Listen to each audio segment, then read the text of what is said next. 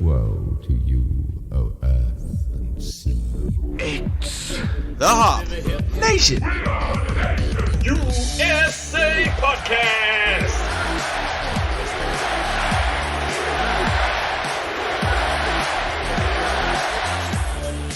Welcome back, everybody, to the Hop Nation USA Podcast. I am your host, Adam. With me is Steve. Hello. He is here. He has brought the excitement, as you can tell.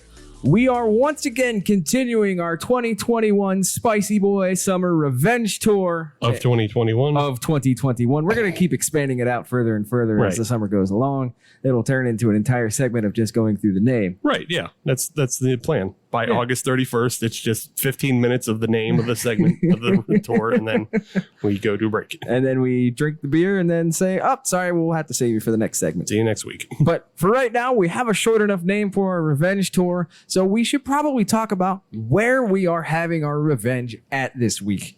And we are here at the Inner Groove Brewery here in Verona, PA. That's on the eastern side of Pittsburgh. I am happy to be here. This is one of those breweries that I've had your beers canned and on tap, but I have yet to be in the space yet. So this is, pulling the curtain back a little bit. First time I've been here in person, and I am glad that I am here with a microphone so that I can talk with the people that create the beer and have this space. Do you want to have a little introduction, Steve? Sure. Okay, too bad. I'm going to do it anyways. Great, thanks. I'll just go back doing whatever I was doing, the crossword. We'll tell you when you can jump on. It's no big deal. But we have Jen and Kevin Walzer. They are the proprietors of Inner Groove Brewing. Welcome to the show. Thank you. Happy to be here. And we also have Marcus Wyatt. He is one of the new apprentices, one of the new assistant brewers, and he is the future of Pittsburgh beer. Marcus, welcome to the show. That was a hell of an introduction. Thank you. I will write that down if need be and sign that piece of paper. The future. I like it. Pull it out in 10 years. That's right. That's right. I say if you kick me an extra $5 or $10, I'll even get it framed for you. Talk to me after this podcast. I'm older than you, so I must be the past.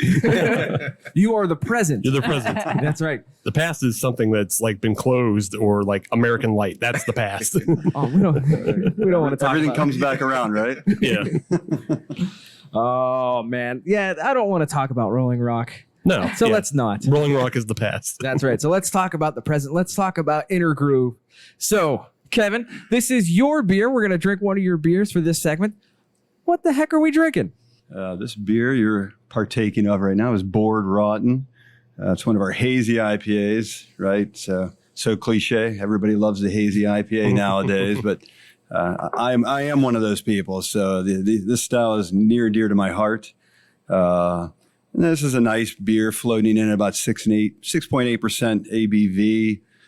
You've got cashmere, mosaic, strata. So it's going to be more of that juicy, grapefruity, little earthy, a little dankness to it. It's highly enjoyable in my humble opinion. Excellent. Well, yeah, taking a look at it, guess what? It's hazy. Yeah. Yeah, who would have thought?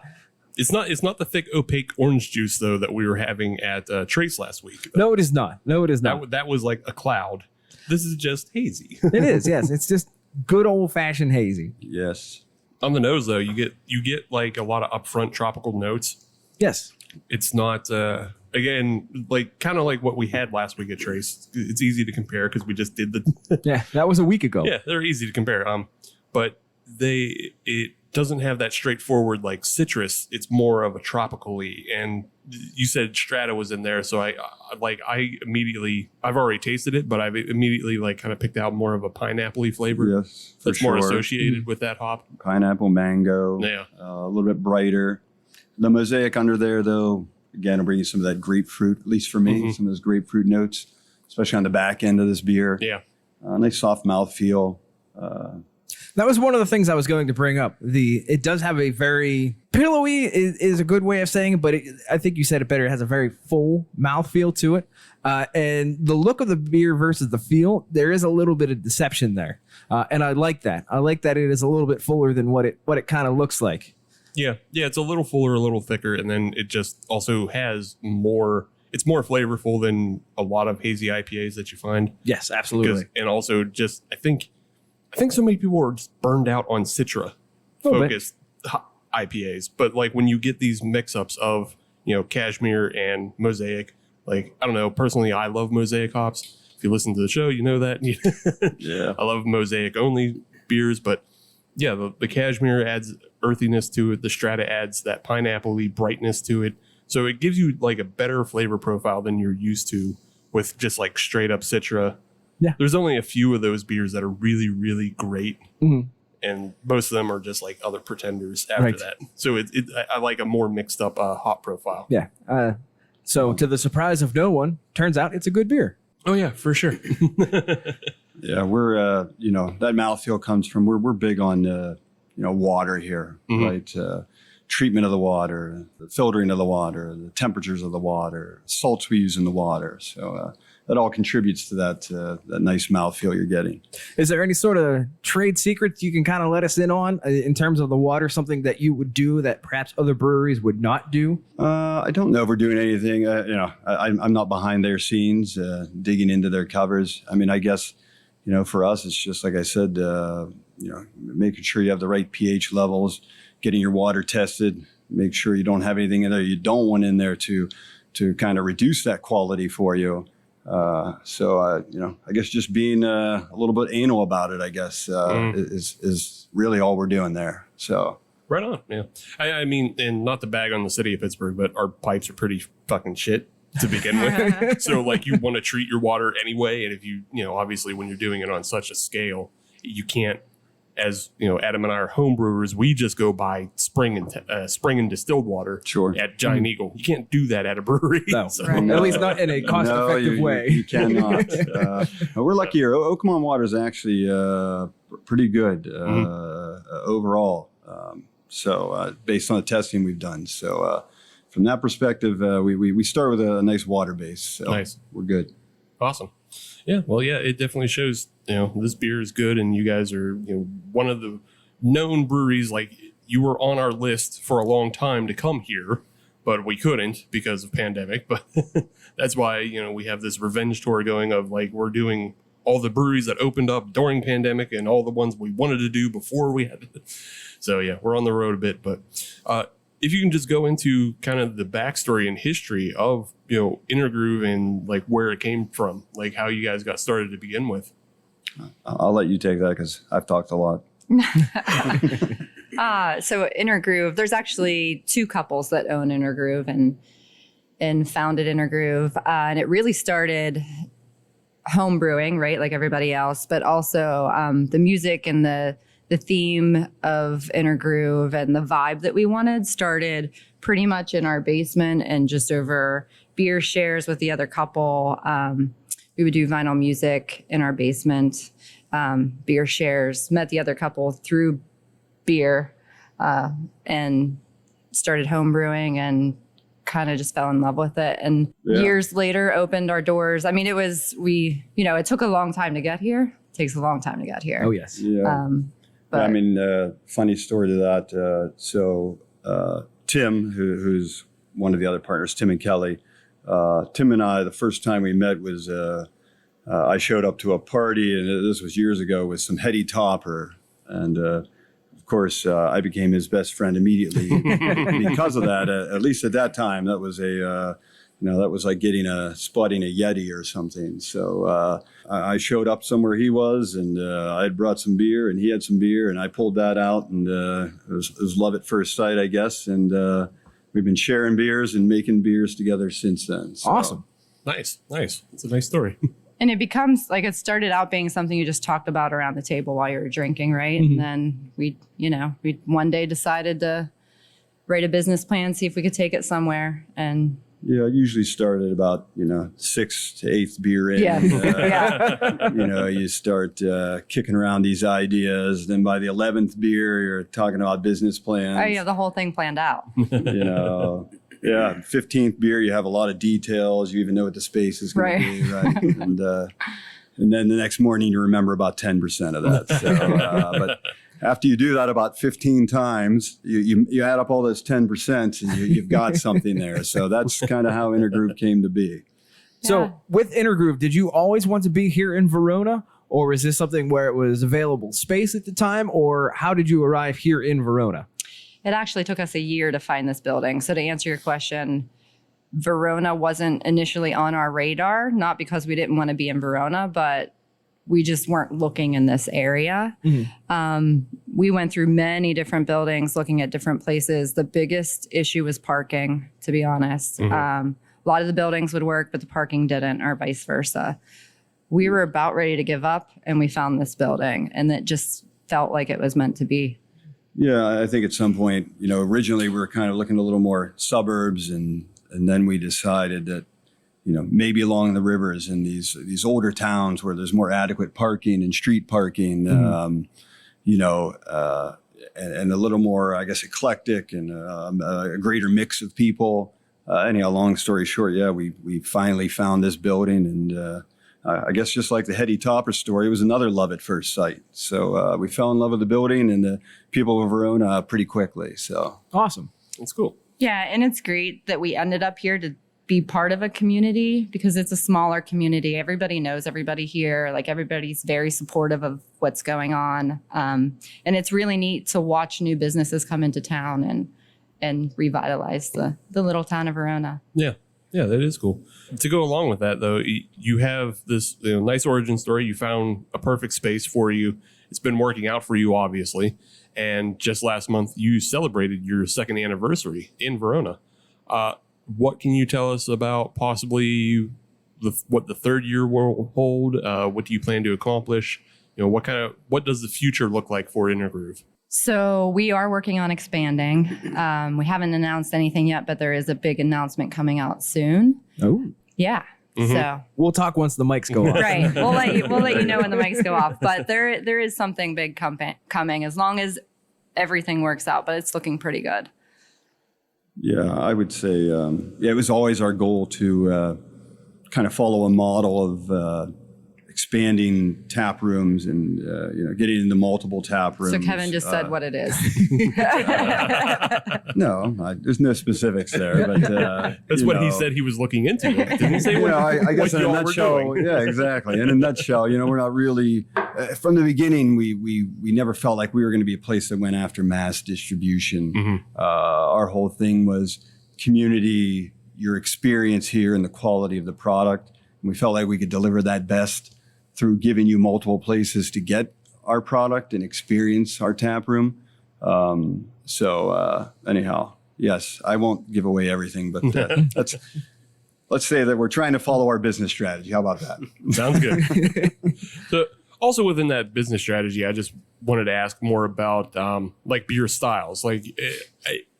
Even though we haven't been in this space before, the things that have permeated out from Intergroove and what we've had at Beer Fest, we kind of know you for IPAs and sours coming out, and you have a pretty good sour game going on here. I'm sure we'll get into that later in the episode. Stay tuned. Tease. But is there anything that you want to try to do more of? I would say that, again, from a strategy, we always wanted to be a place where you could come and get a little bit of this and a little bit of that. We didn't want to be locked into, a lot of one style. Wanted to be somewhere where, beer friends and friends in general could get together, whether it's just having a golden ale or you bring your dark beer lover and they're fine. You know what I mean? We just wanted to have that kind of mix. And both Tim and I and Kelly and Jen, we all kind of like that wide variety of styles too. So I would say we keep pushing that. For us, I would say the thing we haven't gotten really into is lagering at all. And of course, that's picking up a little bit more and more over the past couple of years. That's more about capacity and time. A lager process is obviously longer and it takes up vessel space longer. So, so that's really not because we don't want to do it. It's more about just having the capacity to do it. But yeah, I would say, at this point, I think we'll just keep pushing. I kind of think of us a little bit like chefs. If you've followed us all along, we take beer styles and we definitely put a twist on a lot of them. We use a lot of different adjuncts. We kind of look at things like we look at food, what pairs well with what. How can we push the buttons a little bit to make it a little bit different?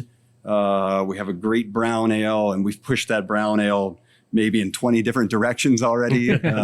So I think that will continue. I don't see that stopping. Just keep pushing the edges a little bit, and Right on. give people something new all the time. That's what we like to do. Yeah.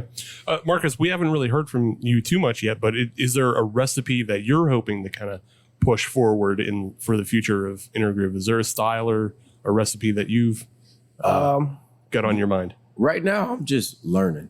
It's more so of a learning experience for me. Just watching these guys do what they do is huge in what I'm trying to do, later on. So I'm just trying to learn. Fair enough, yeah.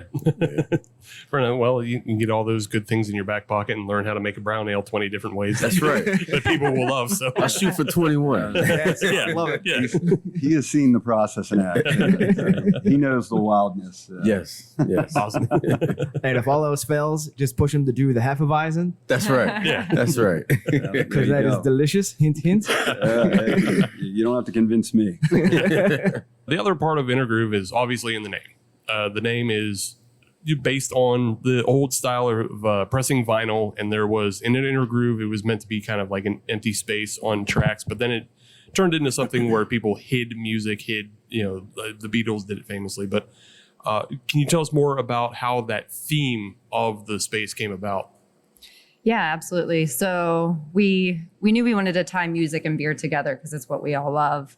But we didn't want to throw a theme in everybody's face, right? So it being a hidden track on a record and our beer names being most of them subtle references to music. And when you look around here, there's hidden music theme, but it's not in your face music all over the place, right? So that's kind of how we designed it, and that's kind of been our brand flow ever since. Right on. Yeah. Yeah, we wanted to be, I always thought those hidden tracks on albums were kind of the unique little signature, right?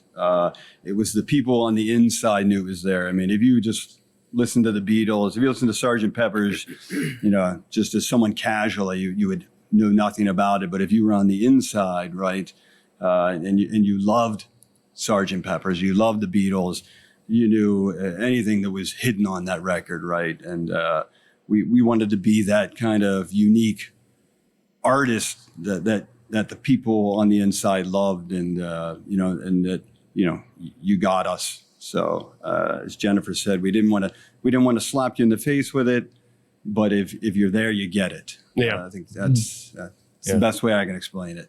I can say, just from beer names and everything, there's some I get and some I don't. Right. So, Some but are easy. So I appreciate when I do get them, but I don't always get them. Is there any beer name though, or any reference that you've made that nobody but people on the inside have gotten? Just it was too esoteric for people. We probably have at least one person that gets 99% of them, and it's one specific person. But Sleepy Eyes might be one that people didn't really get until we gave a hint. Yeah, I mean, a lot of them come from lyrics, and you can Google them. But a lot of times, a phrase can be found in multiple songs. Mm-hmm. You have to look at the artwork combined with maybe some notes of the beer itself, and put it all together. Like Sleepy Eyes is a perfect example, right? It's Blue Bayou, right? It's a song. It's for I don't want to get in lawsuit trouble. It's not from Blue Bayou, but that lyric may be in the song Blue Bayou by coincidence. And this, that beer it's a sour with blueberry, and we have Roy Orbison's glasses on the cover. Not his glasses again. You have horn rim glasses. Yes, thank you very much, Dave. Yeah, there you go. Slightly resemble Roy Orbison's glasses. A vintage retro style of glass. Yes. Some kind of way they just fell on the can. Right. Exactly. By happenstance, it all comes together. But I mean, I don't think there was, I'm trying to remember because we've released a lot of beer. But I don't think there's one that's completely stuck everybody. Eventually someone figures it out. So maybe that's a goal for year 3 as well. Yes. Yeah. Just really pick a weird one. That is true. Yeah. Yeah, we could. I could look up Beer some- naming is hard. So yeah, sometimes when you find one you like, you just like, okay, we're going with it. Yeah, that's for sure. That's actually, especially early on, that was one of our bigger challenges was coming to agreement on beer names. But I think the 4 owners have kind of worked through a process, and it's become a little bit easier now. But everybody, especially early on, had all these ideas and everything flying around and trying to get a 4-headed monster to agree on something. We're now a much more coherent, not a 4-headed monster anymore. No, it's pretty much whoever comes up with a name first gets it. Yeah, there's a couple of indifferent monsters now. Right. A lot more going on now than there used to be. A couple of, we have to get this out already. Yes, we've got to get a label made and get this out and printed. And yes, So speaking of the labels, is the can art done in-house? Is that done by a dedicated artist? How do you come about with the can art itself? We got extremely lucky with Tim being a roommate with somebody in college that is a graphic designer.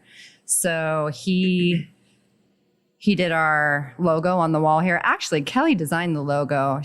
Kelly's really creative as well. So she will a lot of times come up with the ideas and shoot it over to the graphic designer, and he will put it together and make it into something we can print. Yeah, we heard that on. We interviewed the guy who does the artwork for Burial Beer, and he basically told us people at Burial have crazy ideas, and they just send them over in a missive and like do this, and he goes, "Yep, can do."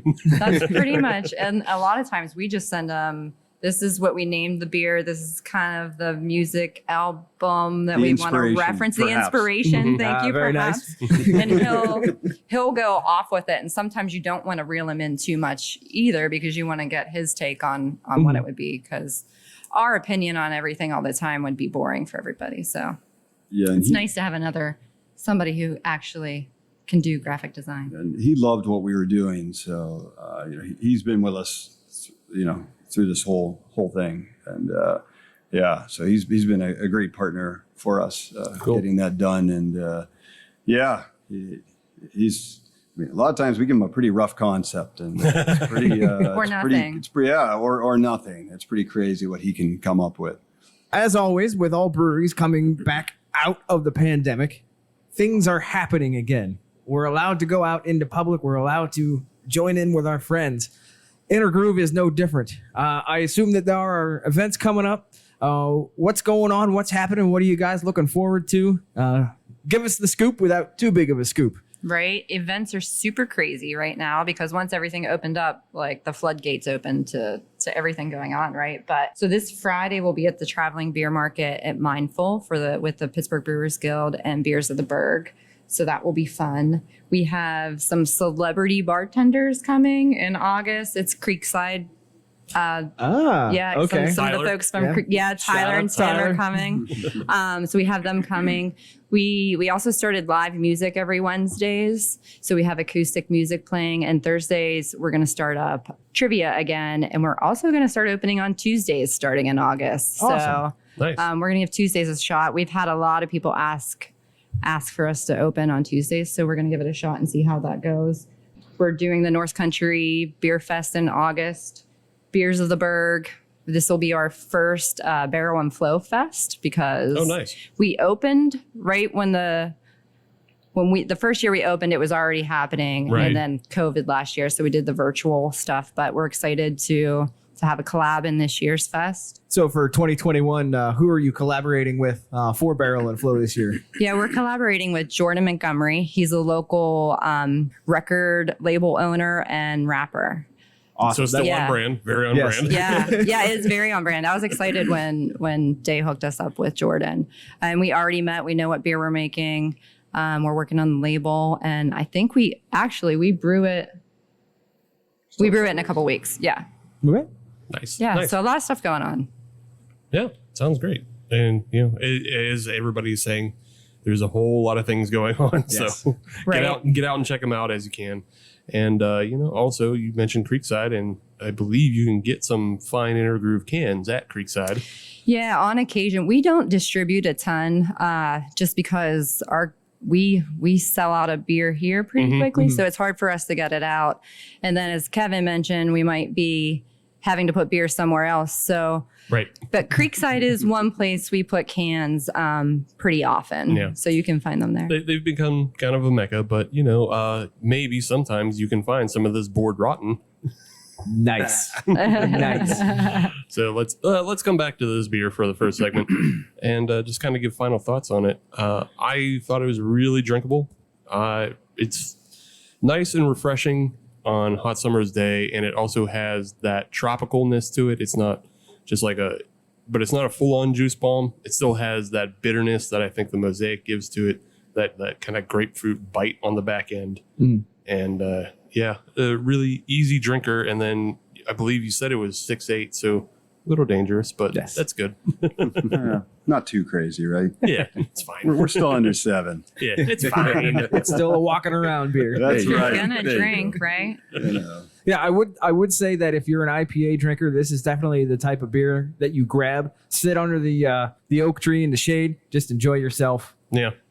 If you have an inner tube and can float, take it with you. Also, yes. Right. I like that. That's right. If you float really long, you can get 4 or 6 of them down, and just as long as there's someone there to pick you up on the other end. Yeah. Just have an Uber take you and your tube to the one point, and then have them pick him up at the drop off. So there you That go. sounds like There a you go. fantastic day. It does. Put your phone in a plastic bag so you're good. No, leave the phone. Yeah, there you go. Disconnect for a moment. But great beer all around. And we'll be back segment 2 with another beer. And we'll get to learn a little bit more about Marcus. We'll talk to him about his education and a little bit more about Inner Groove as well. So, A look into the future of Pittsburgh beer. of Pittsburgh beer. I like that. I like that. We'll be right back. First Sip Brew Box is a one-of-a-kind subscription service for craft beer lovers based right here in Pittsburgh. Every month, First Sip will send you a box full of craft beer enthusiast essentials, including t-shirts, glassware, and even food. Right now, our friends at First Sip Brew Box have an offer for you. Just sign up for a 3-month subscription and get your 4th month free. Just enter the code HOPUSA when you sign up at firstsipbrewbox.com. That's HOPUSA at checkout to get your 4th month free at firstsipbrewbox.com. Welcome back, fellow listener. I am certain that you have listened to the Outer Belt episode that we did earlier in the year. Well, now we are here at Inner Groove here in Verona, PA. I've been waiting a long time to use that joke. Tire humor. I felt good about it. I know you do, because you're the only one who's into racing and cars and tires like that. That's right. That's right. When I found out that this was a brewery that had a bit of a music feel to it, I was kind of disappointed because it wasn't a race car brewery. But that's my problem, not anybody else's. Location 2. Yes. Ooh. Breaking news here on the Hop Nation USA podcast. Maybe they can, in your honor, make a little red Corvette. There you go. We can make that work. All right, Yeah. There you go. Somebody write that down. I already did. It's in my head. Yeah. But yes, we are here at Inner Groove, and we are on to our next beer. And we've talked to the present. It's time to talk to the future. So, Marcus, what are we drinking? We are drinking Satellite Heart, and proud to say I had something to do with this beer. So this is made with just guava and tangerine. Comes in at a 5.3. It's not too heavy. It's a good summer drink. We get a lot of people come out during the summertime, especially on a good, nice Saturday. Come out, and this is usually the beer that they go with. So Awesome. really good beer. Yeah, this I'll admit I cheated and I started drinking this before the segment started again. I wasn't going to say anything. I'll out myself. It's okay. Yeah, there's no video. No. But this is a really good beer. Oh, we were talking off mic that this is on the kettle sour side of things, Right. rather than a full blown lactose bomb or anything like that. Right. So this is definitely a good summer drinker. Yeah, I'm into it. Yeah. Nice. 100%. I'm into Nice. this. Surprisingly, I am too. Really? Yeah, it's really super smooth. It is. Like it is still very sharp on the nose. Like there's a lot of sour and citrus like kind of jump up into your nose really, really quick. So it was sort of off-putting in the beginning, but just drinking it, it's no more sour or like overwhelming than like, I don't know, like Tampico or just a juice. Like Right. it's super flavorful that way. See, I was kind of surprised that you were into it because I did get a little bit of the jaw tingle, like just a touch of the jaw tingle. And for me, that's kind of the breakover when you get into a big sour beer rather than like a dessert sour. Yeah. And No, it was right on that edge. And I was like, I didn't think you were going to be into it. No, I didn't get that. I didn't get that tingle at all. Like there's some that, we've had and it just puckered me up and really, but no, it's super flavorful and it just, again, it's kind of like eating Sour Patch Kids and drinking juice with it. Yeah. So it's I don't know. For those of you out there who are sensitive to sour, this is really easy drinking. Like, yeah. A gateway sour. It's a gateway sour, yeah. Also, like, I like that. Yeah, we mentioned also off mic, sort of, but that it's not full of like desserty things. So it's not like overly adjunct or anything. It's just it has the fruits in it, and then it pushes you. It's like a nice fruit salad compared to a big old cheesecake. Right. Yeah. Yeah. I like to describe this one as a tropical mimosa. Definitely. Yeah. It has that notes about it too. Yeah. And honestly, if you get a full pour, if you kind of take a look at it, kind of looks like a mimosa too. It really does. Yeah. So it's funny you say that because this past weekend I went home to Chicago and I brought some of this beer home and that was the exact thing somebody said. They said, I can drink this over a mimosa. So Nice. yeah. Yeah. I'm about this beer. Watch out, Champagne Inner Groove is putting you out of business. Oh gosh. Don't That's the expansion news. Fine Inner Groove in the south of France. That's right. Okay. Yeah, I don't think you'd mind that. No, I'm ready. Let's do it. Yeah. Otherwise, yeah, I enjoyed it as well. So yeah, definitely one to check out. And I think I've had like sours before from Inner Groove that I've enjoyed. So I know this is a safe space for me when it comes to sours. Abjuration, Inner Groove, a couple other places. Some of the stuff from Grist House I know are safe spaces. Other places are a little. They go hard, and that's fine. That's their thing. They rough you up a little bit. Yeah, that's their thing. Like Bloom Brew, they can be iffy. Not that they're bad, but I just know they're strong. You got to know what you're walking into. Yeah. This is probably one of our most sours. Yeah, I would say, like I was saying to you guys kind of off recording there, we go for kind of two approaches on our sours, just our straight up kettle sours, right? Where the fruit's really the highlight, along with that, a little bit of tingle there.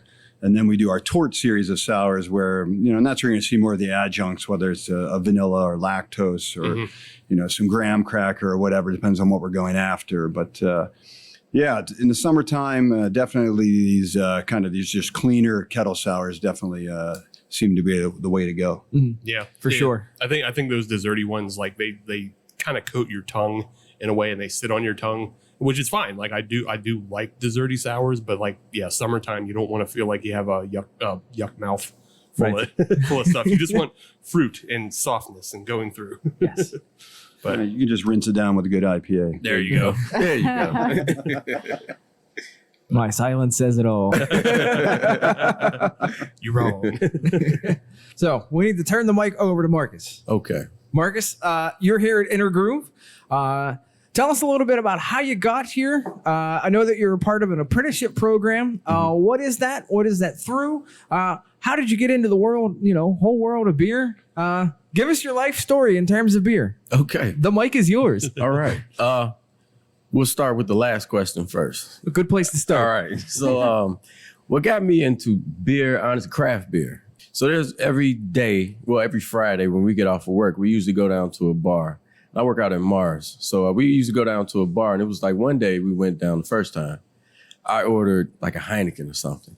And it was like, those old country westerns when everything stops. Everybody looks at you, and it's like, what the hell did he just say? And it was like, I guess I made a mistake. So Heineken? Yeah, people like, Heineken? What the hell is, So they ended up Bell's Two Hearted. Okay. is what broke me, man. Hell yeah. That was like took my virginity to craft beer. Hell yeah. Right And on. it took off for me, and from there I just kept drinking IPAs, and stuff like that. And then a couple years later, I met a guy who was actually brewing it. He worked for us for a little while, and he was just saying, if you like and if you enjoy buying them, why don't you just brew them? And I'm like, well, hell, teach me how to do it. So I started homebrewing. The first batch I made was an Imperial IPA. Oh, jeez. Yes, I went straight to the top. Right? It didn't turn out bad, but it didn't turn out good. Right. Right. But I'm like, I can do this. Yeah. It's something you learn real quick as a home brewer is you almost will never brew something that you can't drink. Exactly. But, you always want to make it a little bit better. And it was like my pride. Like, I'm not dumping this out. Yeah, my fiance, she's like, I told you couldn't make beer. So now it's like the pride. I'm not dumping this out. Right. So I just kept going. And finally, you bring it to a couple cookouts or you bring it to a couple friends and they're like, this is pretty good. And everybody's like, man, you doing pretty good with this. So it just piqued my interest more. Now I'm like, I want to do this, And then, so I ended up just in passing, I met Day Bracey. I'm sure you guys know. Yeah. And he was just telling me, we connected about 2 years ago. Ended up stopped talking for a while, not any beef or anything like that. We just lost connections and somehow we got connected back again. And now from there, we just talked. And he would always tell me different breweries that were hiring and stuff like that. And every time I would apply to one, like the interview would be on a day that I couldn't make it or it was something going on, right? And then he told me about In the Groove. And that day I happened to be totally free, right? Oh, we got so lucky. I got lucky. You could fit us in your busy social calendar. Thank God. So I came in and interviewed, and I don't know about how they felt, but for me it was like I love it. For one, I come in and I see records. Now, for me, I love records. I have 2 crates full of records at home myself, so I'm a huge vinyl guy. And just coming in and seeing that, and then that first day I did work here, it was like, man, I like it. I got along with everybody. Everybody, it's like a family atmosphere in here. We have a lot of fun in this place. So Awesome. That's how I ended up here. Yeah. So on top of that, you also are now part of the scholarship program. And this is something we talked about on a previous episode, and I was admittedly skeptical, but Point Park University is running an educational program for brewers. And I was just skeptical because I know how expensive Point Park can be. but Marcus, you're part of the new education program that specifically focuses on brewing. So can you tell us more about how you got into that and like what actually they're kind of teaching you at that program? So fortunate for me, I didn't have to pay for that. I was one of the 2 scholarship recipients. So I just, people were always telling me about it. Like it was like really a word of mouth thing for me. People were like, yeah, Point Park's having this brew thing and this, that, and the third. And then Day sent me something about it. I'm like, all right, I'm gonna go ahead and apply. If Dave says something, I'll go ahead and apply for it. Let me try this, right? So you had to do it was like a 500-word essay or something like that. And pretty much I just explained pretty much like I told you guys and what my intentions was as far as with beer. And this class has been a godsend for me. It's opened up a lot of doors. It's a lot of information that you're learning from how your barleys, what are you doing with your barley and everything. You can't brew it. I mean, you can't boil it too high. Then you'll get tannins in your beer and from your hops. What profile and flavors is coming out of your hops, your enzymes that's breaking down. And as we said in the first segment, your water. Water and yeast seems to be the hugest subjects of everything that we talk about. And to your contrary, Pittsburgh actually has really good water for IPAs. I don't know. So I've been told. I've seen some pipe reports that aren't great, but I'll let it go. Hey. But yeah, so this class has taught a lot. And the first 4 weeks was more in-house type of stuff. So it was, a lot of people will come in, talk to us, and show us this, that, and the third. The 3 professors that we have is Connor Murphy, Brendan Mullen, and Greg Johnson. Really good guys, and they really know their stuff. I mean, sometimes they know their stuff a little too well. Yeah, one day we had a physics type lesson, and I was like, what the hell did I just go through? I didn't understand any of this. But these guys, they really know what they're talking about when it comes to this. That is great, though, that they can give you that super high level, like actual evidence of, science of like how it works, rather than just, what, I don't know. We don't know shit as home brewers. We just kind of look at other people's recipes and go, I guess that works. Yeah. And they kind of broke all of that stuff down. And then the second half of the class, because the class runs for 8 weeks. Mm-hmm. The second half, we were visiting different breweries. So the first one we went to was Mindful. And Adam, I don't know if you guys know of Adam, the head brewer up there. Really cool guy. He comes into class sometimes and he'll teach as well. But he showed us a lot as far as fermenting, goes and everything. So, and that's a huge part of your beer is fermenting it. If you're not fermenting at the right temperatures, it won't ferment out all the way. It might attenuate too much or, so it was just things like that he was showing us. And then the second week was our rocks, which I've always had an interest because every time I rode past them, they're closed. Oh, yeah. So it's like, damn, I want to know what this brewery is about.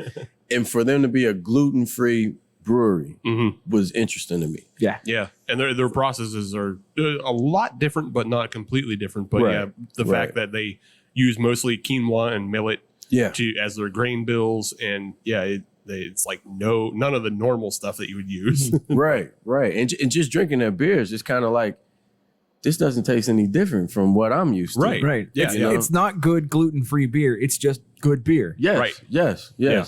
So if I was to give that to somebody and didn't tell them, they'd never know. Right. Exactly. Yeah. Most people could never tell. Like I think one of the only limitations that like Aurochs has is like getting into those 10% pastry stouts. Yeah. It's just so hard with the grain, and it's so hard to work the grain to get it to that point. But yeah. So just talking to those guys was huge. You know, just learning that side of it. If you ever wanted to venture out on that side, right? But So. that gives you something in your back pocket that like most people don't know, because like I don't even know how many.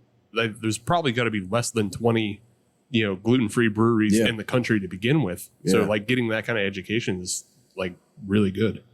So what is like the most interesting thing that you've learned though? That like something that like completely blew your mind that you had no idea about? Water. The water thing was huge for me. Just water profiles and the beers that we truly enjoy here and how we try to mimic like a good German beer. Mm-hmm. It's just their water over there is so perfect for the beers that they make. Right. And we try to mimic it here and to talk about that and the salts and everything that we add to get it to that point was super interesting to me. That and yeast. Yeah. Yeast is always an interesting thing. For some people, it's not. But that's always an interesting thing because you're putting this living organism in your beer. And it's eating up all this sugar, and that's what's making your beer, And it's like, that's pretty cool. Yeah. So was there anything from the classroom that you brought into Inner Groove itself here that took Kevin in a different direction or anything like that? Oh, so my classes are Monday and Wednesday. I come in Thursday. These guys drill me every Thursday. What'd you learn this week? What'd you learn this week? Let me know. To be honest with you, they kind of have a hold on the stuff that I'm learning. Mm-hmm. To be honest with you, they are in that route. They're going that direction. So it really wouldn't be me trying to teach them anything. It's more so, I guess, a refresher. Okay. You had nothing to surprise them with. Yeah, it was kind of, they already understood everything I was saying. So. He's being kind. We understand nothing. Just make good beer, that's all. I think I walk back sometimes and they're talking about stuff and Marcus knows the scientific term of what we all do here, but yeah. Okay, yeah. I get you. Oh, yeah, that'd probably be it. I just know the actual term for it. You know the science lingo. That's about it. He knew it. He goes away after a couple weeks. Yeah. So with the classes, did they do anything on the front of house side of things in terms of, bar side distribution or anything like that? Or was it mostly working on the brewery side? Was there any insight for front of house stuff as well? Is it all brewing, or is there some business to shorten that? Thank you. So we're starting to, towards the end of the class, we did get into the business side of things. Like yesterday, actually, we were at Dance and Gnome. Mm-hmm. And shout out to Dance and Gnome. That's a really nice facility they have over there, the new one. But he did show us more so about like the packaging side of it and the front house end of it and how you want to distribute and what route you want to take as far as if you want to go that route of distributing. Because a lot of breweries get into trouble with that is, and he was explaining, a lot of people get into trouble where you flood the market a little bit too much, right? And what makes some breweries special is you have that certain beer that people are willing to drive 3 hours to get. Yeah. Right now, if I make this willingly for you 5 minutes away, it's not that special anymore. Yeah. So he kind of touched on that type of stuff. So Make a little scarcity into your business plan. exactly, Yes. exactly. Lustra can go out. Double Lustra cannot go out. Exactly. That's cool. Is there, so where, we've already called you the future of Pittsburgh brewing, but where do you actually see your future? I'm sure Kevin and Jen will be happy to have you at Intergroove for the rest of their lives, as taking the work off their shoulders as best you can. But While they're opening the second location in the south of France. right, Oh yeah, You're welcome to I'll take that over. job. Yeah. but No, you're where, staying here. where do you see yourself though? Like, do you have any plans for your own brewery, or is it I just do. more focusing? Yeah. I do. So I just got my LLC for my own brewery. I got my own name. It's called Windy Bridges Brew. Ooh. And that is the connection from me from Chicago and me coming to Pittsburgh. Yeah. Hence the name Windy Bridges. Lots of bridges in both. Exactly. But that is my goal. Ultimate goal is to have a brewery here in Pittsburgh and eventually, venture out in other places. But Don't come to the south of France. I go north. There's no bridges there. It doesn't make sense. Right. Name wouldn't carry as well. But yeah, my goal is to eventually have my own brewery. Nice. So yeah, If and when that happens, let us know. definitely. We'll have you back on the show. Oh, definitely. So we asked already in segment 1, like, did you have any recipes that you were trying to push here? But like, do you, since you've been homebrewing or anything, what are your favorite beers to make, and like, what are your favorite styles?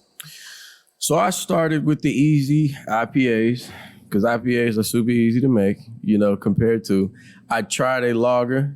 I have to work on my patience because lagers take too damn long. So that's a huge thing. But I like making the IPAs just because me personally, I love IPAs.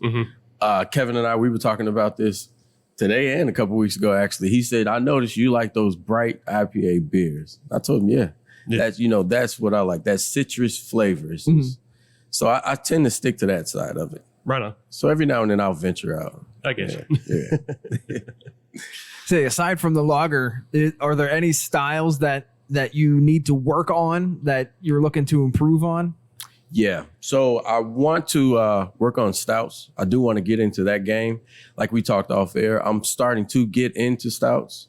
So I want to work on that. And actually, there's a comeback for just traditional German style beers. And I kind of want to touch on that too. We're seeing a lot of that, especially in the Pittsburgh area right now. Because I mean, we just had Keller beer at Trace last week, but we're also seeing a lot of Kolsch's are popping up everywhere. Seems like everybody has a Kolsch this summer. Kolsch style. Kolsch style, because it's not brewed in Germany, it doesn't have the correct water, region protected. But See, Kevin, I've been pushing for a Kolsch. He's shaking his head right now. Yeah. See, I'm not involved in that. Look, you don't have to, because that's not the inner groove anymore. Everybody's doing Kolsch's, so you don't have to do one. But Gozas, they've been back for a minute, but that also speaks to what you're talking about as far as like changing water profile to match. Right. Because that's a very regional thing. So yeah, we're seeing it, but yeah, definitely. I encourage people to try it out.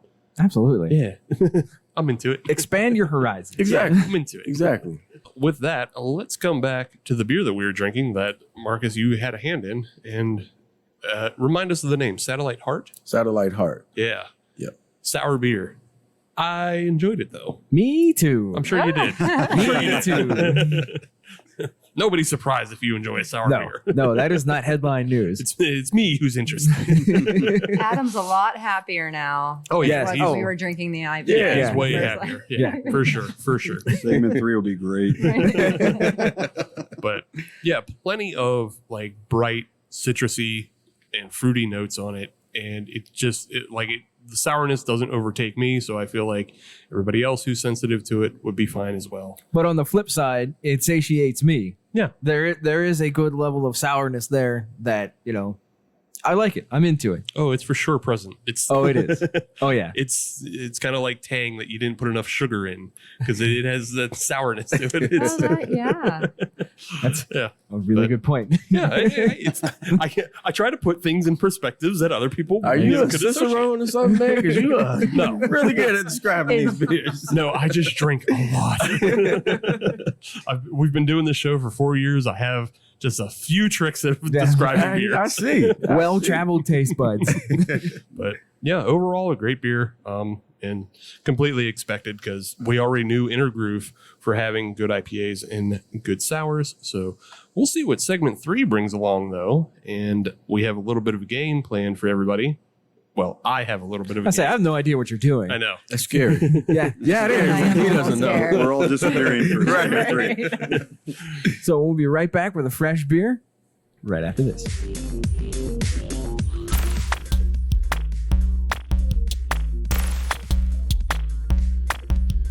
Hi, I'm Lauren, And I'm John. and we host the Beard Owl podcast, the podcast where we talk about 2 of the greatest things in the world, beer and Weird Al. And a bunch of other stuff. That's right. Do you like nostalgia? Do you like sibling banter?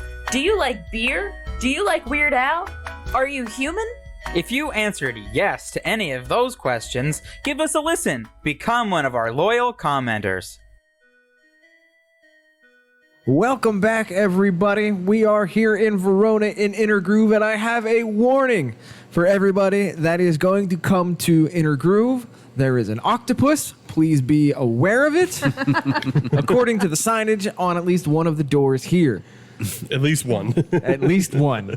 I don't know how many, but there is at least one. That's just one of our many aquamarine animals. That was a drunken purchase. I'm not gonna lie. Kelly and I, when we were getting ready to open, we were like, what do we put on the staff door? And she looks on Amazon and buys the Beware of Octopus sign. Hell yeah. Amazon purchases. Yeah. It may be one in there. It may not be one in there. Yeah, Stay why out. risk it? I will say that one way to keep the octopus at bay is to have yourself a beer here at Inner Groove. And of course, we have a third one here. Who wants to introduce the third beer of the podcast? Sure, I'll take the honors, I guess. We're now drinking Melt With You, a brown ale. We'll call it our waffle cone brown ale, I believe is how we describe it. Sorry, I don't do the marketing. Yes, you're correct. I just make beer. I don't market beer. Anyhow, yeah, a brown ale, but you've got some adjuncts in here: almond, honey, a little bit of vanilla, I think, in there. Sorry, I'm old. I can't remember everything that goes into everything. It's one of our customer favorites, especially in the summertime. I do know a little bit of marketing because I know it's got all kinds of ice cream and ice cream cones on the cover of the can. So there you go. So was there any particular inspiration for this beer or this recipe? Or just seeing the adjuncts and knew this was going to work? Well, we had played around with our brown ale quite a few of other times. We had done it at Christmas time with with a gingerbread cookie. So long story short, it seemed to kind of make some nice pastry tasting beers, I'll say. But it was summertime, and we're like, what do we want to do in the summer here? What says summer? So so hence the waffle cone. So I remember when you came up with this waffle cone idea. So when we need creative ideas, we get Kevin drunk. He has some really good drunk ideas. So we were on the back of our deck and you're like, oh, waffle cone brown ale. Yeah, I mean, I do remember that we were kicking around a lot of different ideas. You know, there wasn't really a summer pastry. I mean, that was the struggle that we were in. So there you go. You know, it just sounded, you started, you know, this is, as I said, Marcus has experienced some of this already. This is some of the craziness. I'll say that myself and Tim and even Kelly and Jen go through, right? We just kind of start looking at things from weird, different angles. And, you know, so, you know. I must say it's a fun process. Yeah, you know. Fun process. You know, There's usually there beer might be a couple involved. beers involved, and you start looking Give or at it take. and you say, Yeah. you say, hey, what's in a waffle cone? What does it taste like? How does it play with the grist bill that I have for this brown ale? And will they play well together? And next thing you know, you've got something. So, And I would 100% agree. You do have something here. thank you. Yes, I'm a big fan of this beer. Just talking about the beer itself, yes, it is a brown ale. It does look a bit darker than a classic brown ale, just a little bit. Don't let that fool you. It is not a porter. It is a brown ale. Is there any lactose in this?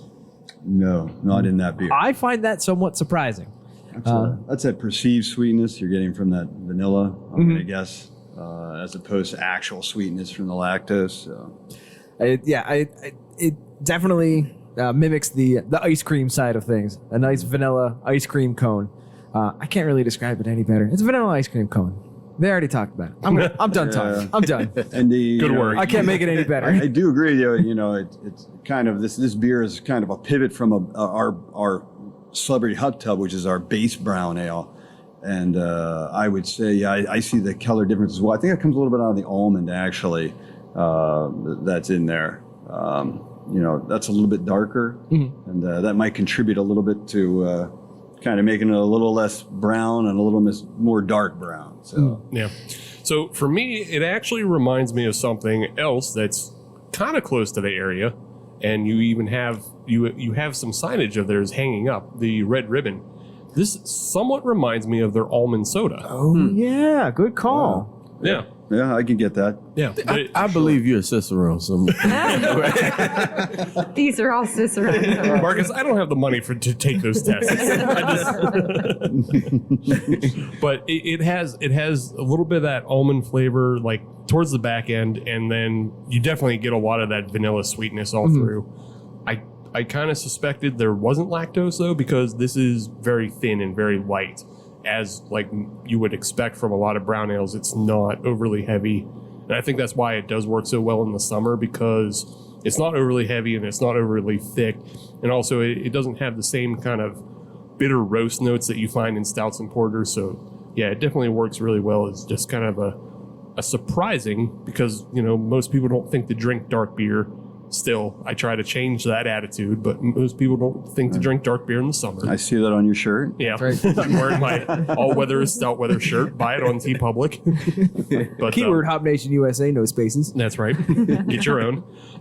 But yeah, it definitely is a nice, refreshing summer. You know, just kind of desserty beer that isn't gonna like bog you down though. Thank you and cheers. Yeah. Cheers indeed. Well, you'll be done thanking me after this, because I have a game plan for everybody. Oh, man. All right. I just told him I was nervous. There's 3 dice sitting right next to me. He informed me that they weren't for him, so I got a little bit more relieved, but I'm still nervous. Nah. He's lied before. Yeah. No, the dice aren't involved, but that doesn't mean you should be relieved. So what I'm going to do is I'm going to split everybody into their own kind of team. Okay. Adam, you'll be playing by yourself. Marcus, you play by yourself. You've already announced that you're a vinyl and record fan, so I can... This might be tuned to you. I don't want to give you too much of an edge. Okay. And then Jen and Kevin, you'll be playing on the same team. Maybe it helps you, maybe it doesn't. I can't believe she's celebrating this. Typically, when we get involved in family games, she wants nothing to do with my team. So. That is true. I like beating you. Yes. So maybe it helps, maybe it doesn't. But what we're going to do is we're a couple months past, but everybody knows National Record Store Day is April 16th. Mm-hmm. What we're going to do is a Record Day Scramble. Yes, you're meant to lose this. But what we're going to do is I have a list of records, and I'm going to give you a category. So it'll be something like the most selling record, something like that. Okay. And what you're going to do is I'm going to give you 3 choices. First person to buzz in gets to pick their choice of records, as you would in a record day scramble. Everybody knows you got to get that, rarity as fast as you can. Mm-hmm. So whoever buzzes in first gets their first choice. Whoever buzzes in second gets their second choice, and so on. Okay. There's 3 choices. 2 answers are good. 1 answer is bunk. Oh, all right then. Yeah. So if you get the top answer, you get 2 points. If you get the second to top answer, you get 1 point. And if you get the bunk answer, you get no points.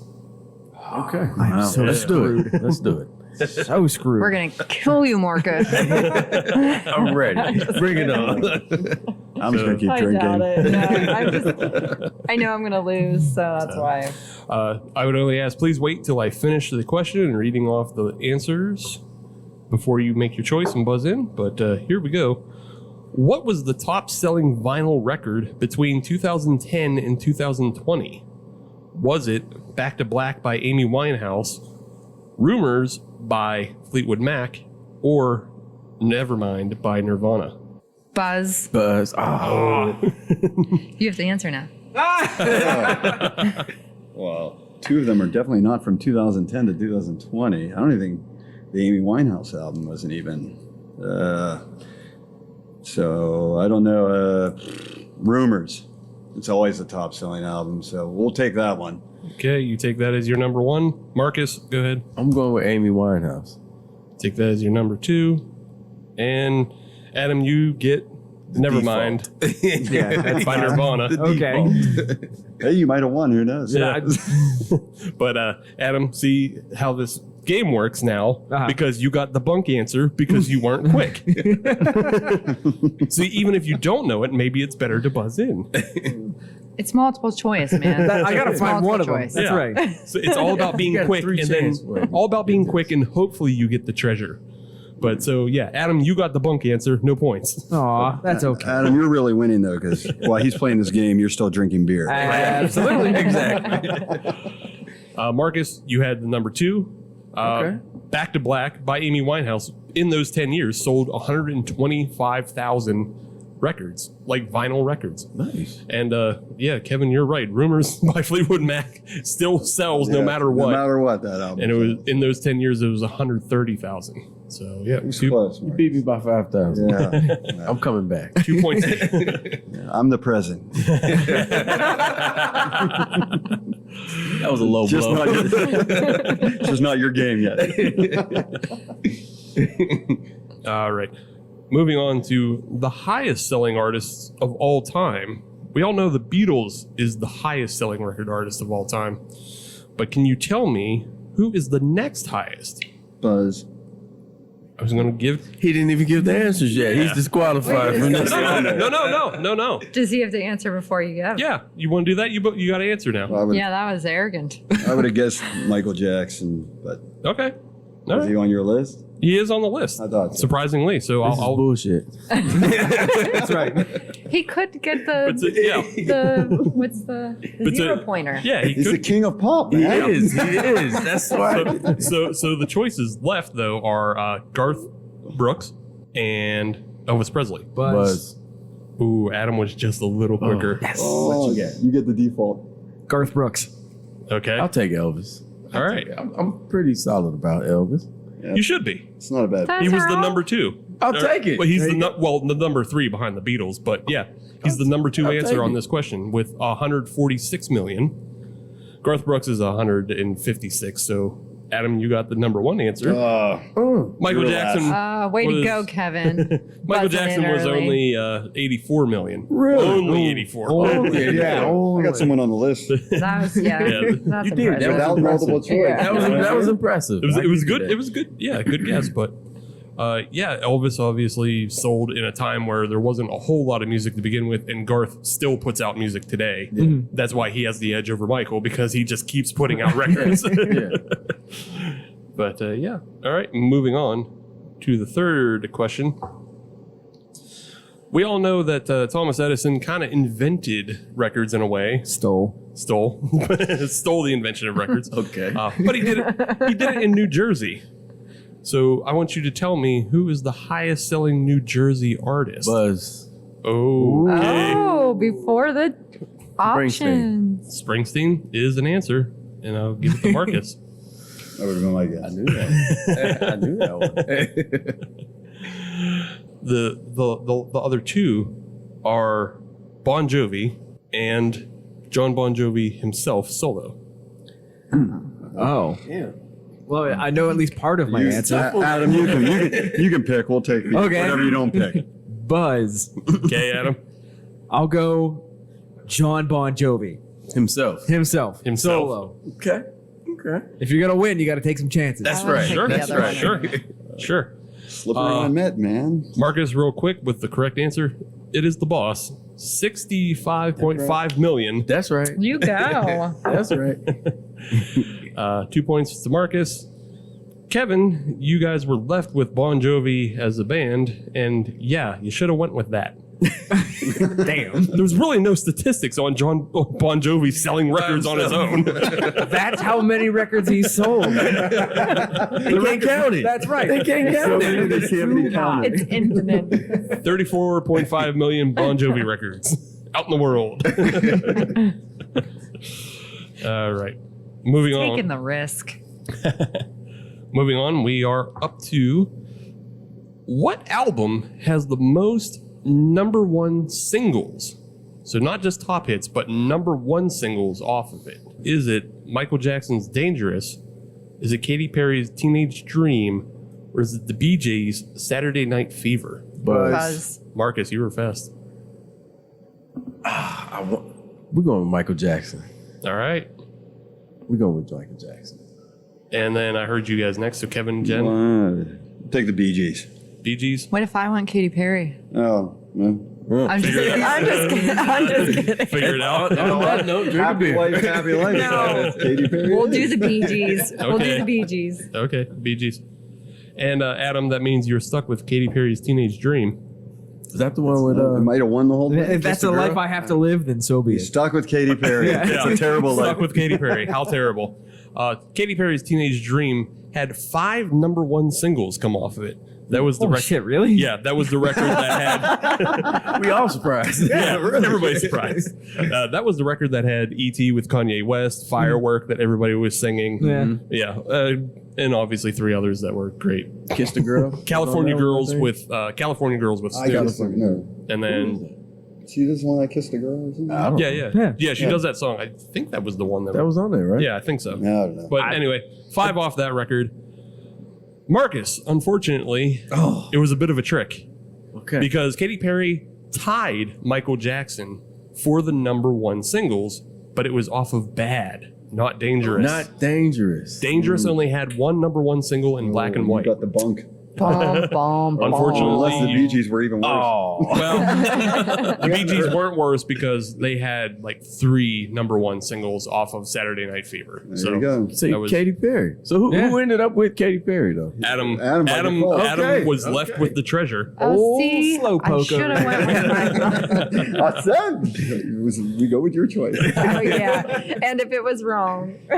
So right now we have 2 questions left, and we have 1 bonus question at the end. But with 2 questions left, everybody's tied at 4 points. All right. We got a good game going here. Yeah. Good. So we talked earlier about the Beatles, and they are the highest selling album artists of all time. But what is their highest selling album? Is it John Lennon and Yoko Ono with Double Fantasy? Is it Sgt. Pepper's Lonely Hearts Club? Or is it the White Album? Buzz. But, Adam. I'm going with the White Album. Okie dokie. good one. Shit, I want to change it now. Nope, too late. Too late. We're going with Sgt. Pepper. Yeah. Sgt. Pepper for Marcus. And the John Lennon Yoko Ono experience gets left for Kevin, and I think you know where that's going. Yeah, you know. I had a mouthful of milk beer. So Marcus, Sgt. Pepper Lonely Hearts Club, that was one of their number 2 sellers. 18 million records sold on that one. Nice. But Nice. But he won. He beat White Album, yeah, White That's Album, the best one. 24 million. So, yeah. Just squeaked by. That was easy. Yeah, 24 million. Just a little. I bit thought more. this game was designed for us to win. What's going on here? Right. We're the guests. Adam. No, your record's better. I didn't know he's going to come out like this. You made us pity him early. Seems So like- we're kind of letting him go first on Where did this everything. come from? I honestly thought it would be harder for him. I didn't know he knew this much about good music. Well, to be Back- fair, multiple points were off of me being late. Fair enough. Last. Fair enough. So, Yeah. so really, it's all your guys' fault. We went with that strategy. I like how last you- question, it did not work. I like how you rationalized that one. Okay, we'll go with that. All right. This final question is: what is the highest selling hip hop album of all time out of the three that I give you? Is it Outkast, Speaker Box, and The Love Below, MC Hammer, Please Hammer, Don't Hurt 'Em, or Wu-Tang, Once Upon a Time in Shaolin? Buzz. Oh, wow. I was just giving you the answer.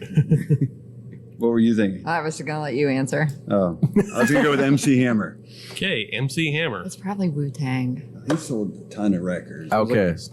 Outkast?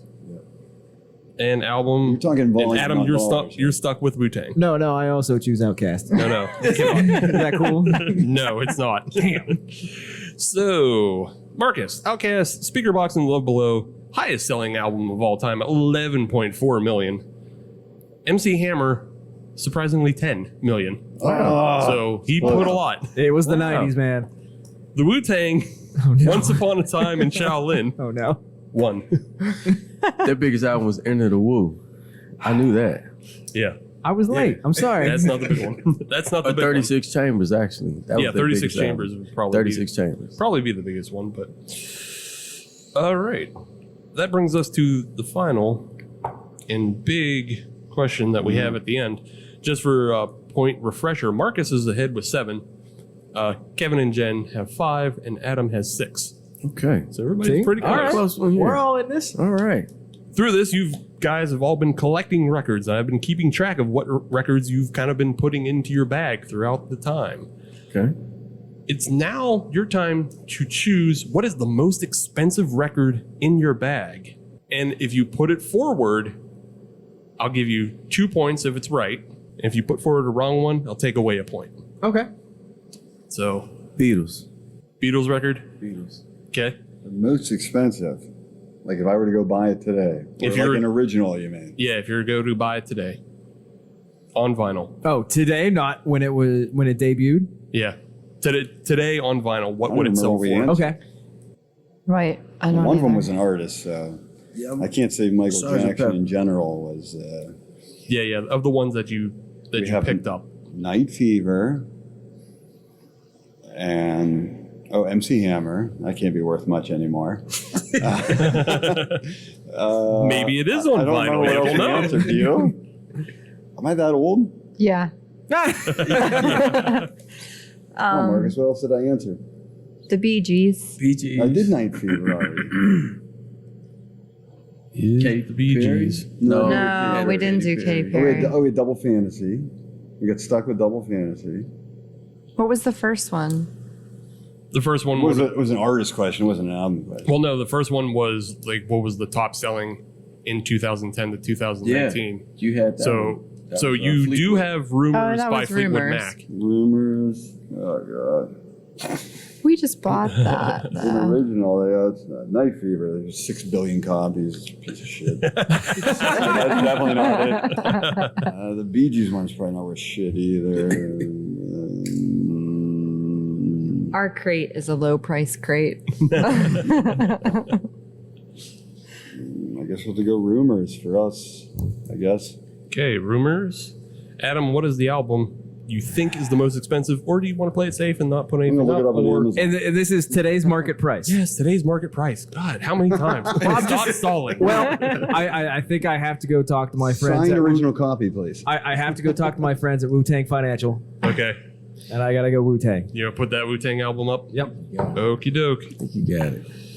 So, Adam, you are correct. That's what You- I think Yeah. you got it. Yeah, you do get 2 points because that Wu-Tang answer that was bunk in the last one is also the $2 million album. Yeah. That one guy who bought Martin Shkreli or whatever. Yeah. He's in jail. Yeah, Fuck he him. sold it like He's in jail. Fuck him. I know his answer. But I mean, you kind of showed your hand a little bit earlier because there's one. Right. Yeah. There was one. Yeah. That was an easy one. I mean, if you, well, hey, that's the other thing. That's the other side of it. Sometimes you don't let people answer and you wind up with the bunk answer, but it's good for something else later. There you go. Those bunk answers, man. Worked out for you. Kevin and Jen, you picked Rumors by Fleetwood Mac. Not the answer, though. It was actually your bunk answer of John Lennon and Double Yoko Ono. Fantasy. Double Fantasy sold for $150,000. On purpose? Somebody messed that up. So unfortunately, you lose a point on that one. But Marcus, you put forward your Beatles album, which was the Sgt. Pepper Lonely Hearts Club, and also that's a good answer because that is $290,000 it recently sold for. The only one higher is the White Album that sold for almost $1 million. Right. I'll take that. Yeah. Adam, you had 2 expensive albums, man. Yeah. So, everybody had an expensive album in the Beatles. It was just a matter of who picked up that Wu-Tang album, and maybe if somebody thought Rumors was more expensive, it's not. But final scores, Kevin and Jen, unfortunately, 4 points for you. Adam, 8 points. Yes. But the winner, Marcus, 9 points. I'll take it. Split them by one. The future is now. Future is Right. Yeah, to go back to that, Kevin, I'm your the time is present. over. That's okay. Time to Marcus ship is Marcus still out. at Inner Groove. Oh, no. right. See, we both had I won in the groove one. Yeah, that's the more important thing is letting Inner Groove win and not letting Adam win. You want a keg cleaning and a mash out. Oh, yeah. I think I just lost that quick. Unfortunately, I lost. Oh, and the next delivery, you feel free to unload it. Damn, I hate losing. Sucks so bad. No, that was your winnings. And speaking of winning, coming back to this beer, this Melt With You, Yeah, we're all winning on that one. we are all winning on this beer. This is a good beer. You absolutely nailed it. This is a good summer dessert beer. Yeah. It's not too heavy, but it still gives you all of those ice cream vibes. Once again, it's a winner. Yeah, and like we were saying about dessert sours in the last segment of how they can kind of coat your tongue and be a little too thick, and how also the same you get with like dessert IPAs. Those can be too thick, and obviously stouts and you don't have to go down that road. But this isn't. It has a very nice, simple mouthfeel to it. It's flavorful, and it'll really get you there. It's a nice way to kind of finish off the night. Absolutely. If you're drinking 3 beers down at Inner Groove. Which I would highly recommend. Yeah. With that, though, it's time we go to the podium, and that's where we rank all the beers, bronze, silver, and gold, as we drink them tonight. Feel like it's going to be pretty easy and pretty predictable out of Adam and myself. That's why we'll save Marcus, Kevin, and Jen for the end. So, Adam, if you would like to go first, go ahead. Yeah, I will. The first one's an easy one. That's going to the IPA, and that has nothing to do with the craftsmanship of the beer. That simply comes down to personal preference. It's not my style. However, I will compliment the execution of it. For those that enjoy that style of beer, get it. You'll like it. Trust me. I think I'm going to put the Melt With You in the silver medal position in a very, very close ranking. It is a good beer, obviously, but I think I like the kettle sour just a little bit more, just half a skosh more, and that just sort of comes down to my sensibilities. Again, nothing to do with the craftsmanship or the execution of the beer. But if I had to go with these rankings, it's purely personal preference. I think the sour hits it just a little bit more on my palate. Yeah. And speaking of personal preference, mine just flips the other way in that the sour goes in bronze. Again, it's really good and I enjoyed it, but I just can't see myself drinking a whole lot of those. and silver goes to the melt with you because I can see myself drinking way more of those than the sour, but it's still a dessert beer, so I don't think I would just drink it all the time at every time of the day for every, after every meal or with every meal. But yeah, the Board Rotten IPA is something that it's a day drinker, it's a night drinker, it's an anytime drinker. It's great for the summer right now, but I don't see why you wouldn't have it any other time of the year as well. So that's why it's gold for me. Now we get to the interesting part and we make the brewers rank their babies. I'll actually start with Marcus. Okay. Can't they all just get participation awards? Careful what you say, Marcus. For me, I guess I'll start from best to worst. Let's do that. All right. So Wait, did you say worse? Worst. Not worst, but I mean, what did Ricky Bobby say? Second is That's why we say first bronze, place, silver, and gold. first They place all loser. matter. First to lose, right? first to lose. Bronze, silver, and gold still metal. That's why we say it. Yeah. Obviously, for me, Board Rotten is number one, just because I am an IPA guy and just love that flavor. I would probably do Satellite Heart as second because I do like sours, but if you drink enough of them, like I said, your stomach it tears you up. And then the Melt With You, I would probably do last just because it's real sweet. I like it, I love it, but I couldn't drink 2 or 3 of those and be okay with that. So, Right on. yeah. We'll go to Jen next, and we'll save the brewer for last. This is a hard one, actually. This is always fun for us. Yeah. I mean, I know Kevin and Tim are really picky about the beers, but Kelly and I are too. I like all 3 of these, so I have to go with the IPA though. Board Rotten is probably one of my favorites of our IPAs. So that would be gold. The next 2 are kind of a toss-up for me. I'm not gonna lie. Satellite Heart is one of my favorites, but Melt With You, I'm giving Melt With You the silver. Okay. And then Satellite Heart would get the bronze, but not because it shouldn't have got the silver. I don't know. I'm very indecisive, except I picked the IPA. Put us on the spot. Everybody gets a treat. Yes, like Marcus said, a participation. Yeah. And Kevin. I'm an IPA guy at heart, so Board Rotten gets the gold for me. It's tough. I'm an old man, as I like to say. So You said that several times. He's not old. I'm not that old, He's but my not body feels old. How about that? So because of that, I love them both, but I'll put next up Melt With You, and then I go with Satellite Heart because I just the acidic nature of a sour beer and my body. I agree with Marcus. I think you said you drink 3 or 4 of these and I'll regret it the next day. Kevin's old, folks. Not Kevin's that old. people don't come in here and drink a good amount of them in one sitting, but but they're all fantastically delicious. So he heard it first, while you're still young, get those sours in. That's right. Before you Don't get do it up. when you get old. You have to transition as you get older. Oh, wow. Before you start getting an upset tummy. A long enough timeline, we all end up just drinking Kolsch's. That's right. All right. Well, with that, we're also just going to continue on and give you guys the time to just promote anything that's coming up, social media, all events, anything else that you think people should know about, where they can find you. Just anything you want to. Go ahead. Yeah, so we're excited to be part of this year's Three Rivers Beer Week being put on by the Pittsburgh Brewers Guild. We have a really exciting event we're planning for that week, and there's some other cool stuff coming out that week too.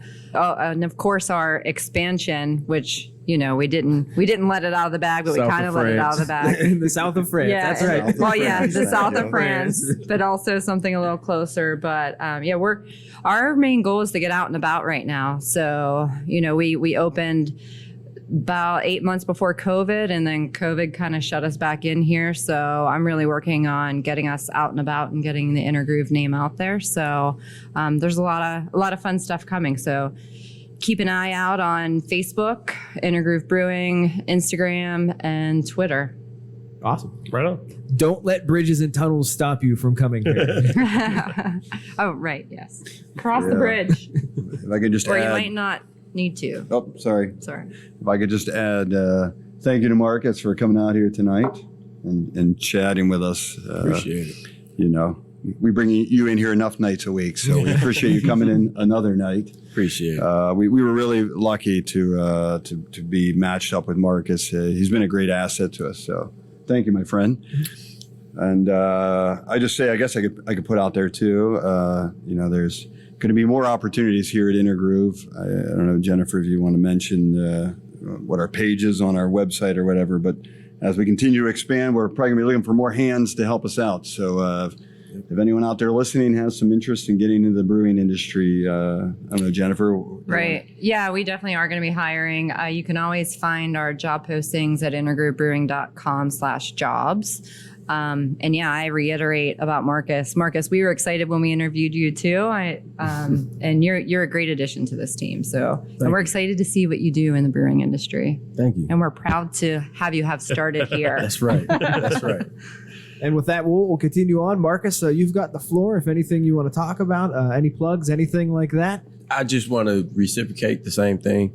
I truly appreciate the opportunity that you guys gave me. This is huge for me. You know, I'm a very humble individual. So for me to be able to come into this family atmosphere and to be able to fit right in and learn as much information. And I've learned that this whole brewery thing, man, just this whole community in itself is extremely helpful and extremely resourceful. So with that being said, I truly appreciate you guys as well. For me, I already told you the future plans and that's where I'm going. So you can find me on Instagram, Wendy Bridges Brew, Facebook, Wendy Bridges Brew, same thing. And yeah, just look out for me here in Pittsburgh as you claim me as the future. So I'll take that. And you set the bar high for me. No pressure. Yeah, no pressure. None taken. None taken. At the present, you can come watch clean up the back. So as presently, I'll be doing the mash out this Saturday.